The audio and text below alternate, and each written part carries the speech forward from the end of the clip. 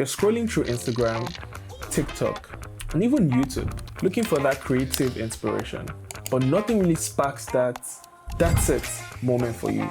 What if I told you the best kept secret for content creators, filmmakers, and videographers has been hiding in plain sight? Yep, Pinterest. And chances are you're sleeping on it. Why this video? Why Pinterest? Pinterest isn't just a place for recipes or DIY projects. It's a place for visual storytelling, short ideas, and even content strategy.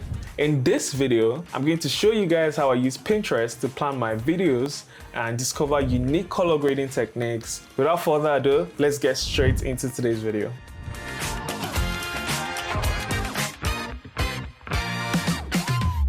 Let's say you're about to shoot a project and you need inspiration for framing, lighting, or even the overall vibe. Pinterest acts like a visual roadmap, giving you a curated collection of references before you even step on set. Think of it like pre-production on steroids. You can search for moody lighting setups or handheld camera angles and instantly build a short list that makes your work 10 times better. Color grading can make or break a video. But here's the trick. Pinterest is full of pre-curated color palettes from films, photography, and creative visuals. For example, I searched for film color grading and I found this beautiful warm desaturated look, and I applied it to one of my footage or my edits, and the results? Pinterest isn't just for aesthetics, it's also an amazing content strategy tool.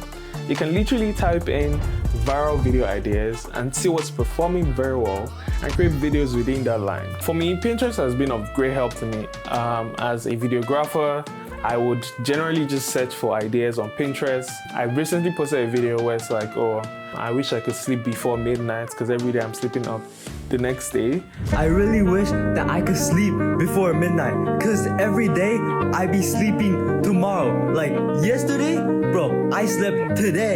The short list where videos or screenshots I got off of Pinterest. It's just how good Pinterest is to me and valuable to the work I create. Drop a comment below and let me know how you plan to use Pinterest for your creative work or how you already use it for your creative work. Before we go back into the video, I'm going to call on my friend so he breaks down how he actually uses Pinterest in his day-to-day work. Let me start with the fact that I manage a magazine called Deez Magazine here.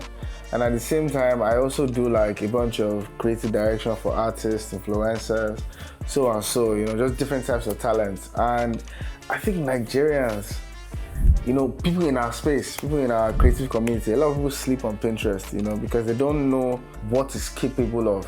No idea is new under the sun. That doesn't necessarily mean that there cannot be new ideas ever. But what that means is that whatever you're trying to do, somebody has probably done it in a similar way or light. Do you get what I mean?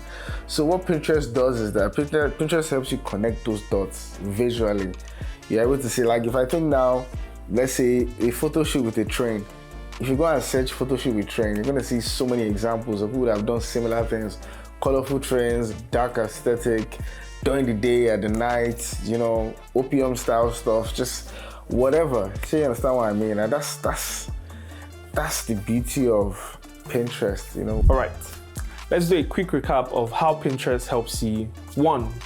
Mood board and short planning. Number 2 is color grading. Number 3, content strategy. The next time you're looking for inspiration, instead of scrolling aimlessly, try Pinterest. You'll be surprised at what you find. And hey, if you found this video helpful, smash that like button and I'll see you in the next video. Again. Shish. Jesus.